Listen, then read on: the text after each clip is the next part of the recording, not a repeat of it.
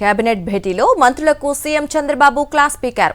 వైఎస్ఆర్సీపీని తిట్టడం లేదని మంత్రులపై అసహనం వ్యక్తం చేశారు.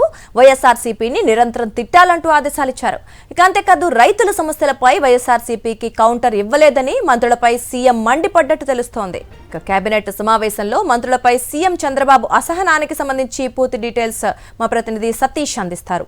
సతీష్, చెప్పండి. జనరల్ గా అయితే సీఎం ఏదైనా అభివృద్ధి పనుల విషయంలోనో లేకపోతే ఇంకేదైనా డిలే జరుగుతుంటే మంత్రుల మీద గానీ వాళ్ళ మీద కోపపడటం చూస్తుంటాం. బట్ ఇక్కడ రివర్స్ లో వైఎస్ఆర్సీపీ నేతలను తిట్టట్లేదు, వాళ్ళ కౌంటర్ ఇవ్వట్లేదు అంటూ అది కాస్త విడ్డూరంగా ఉంది. ఏంటి పరిస్థితి?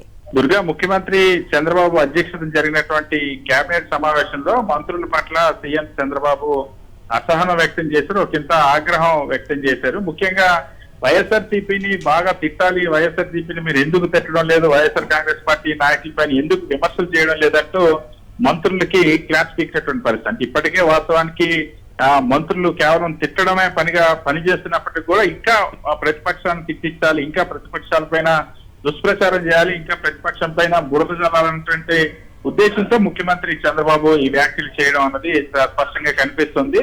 ముఖ్యంగా ఇటీవల కాలంలో ఆక్వా సమస్యల పైన, అదేవిధంగా నిన్న పొగాకు రైతుల సమస్యల పైన కూడా మాజీ ముఖ్యమంత్రి వైఎస్ఆర్ కాంగ్రెస్ పార్టీ అధ్యక్షుడు వైఎస్ జగన్మోహన్ రెడ్డి రైతులకు అండగా నిలుస్తున్నట్టు ప్రకటించారు. ఆక్వా సమస్యలకు సంబంధించి ఆక్వా రైతులు చేసినటువంటి పోరాటానికి భీమవరం వెళ్లి మరి మద్దతు ఇచ్చారు. సో భీమవరంలో వచ్చినటువంటి ఆ భారీ జనం గానీ, అక్కడ రైతుల సమస్యలకు సంబంధించి వైఎస్ జగన్మోహన్ రెడ్డి ఇచ్చినటువంటి మద్దతు కానీ, ఈ రైతుల కోసం చేసినటువంటి పోరాటం తెగ అన్నది ఇప్పుడు చంద్రబాబు కేబినెట్ కి తగిలింది.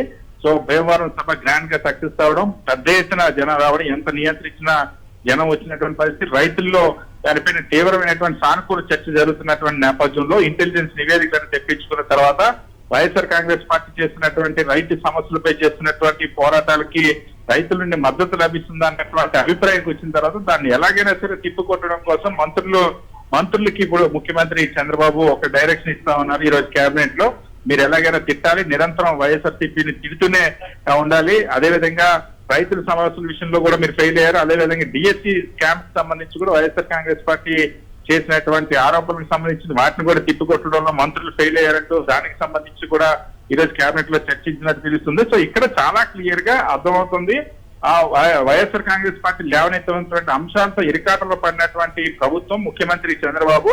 సో దానికి తిప్పికొట్టడం కోసం మంత్రులు మరింతగా తిట్టడమే పనిగా పనిచేయాలన్నటువంటి ధోరణిలో ఈ రోజు కేబినెట్ లో దిశానిర్దేశం చేయడం అనేది మంత్రులను కూడా ఒక ఆశ్చర్యానికి గురి చేసింది. Right Satish, thanks for the updates.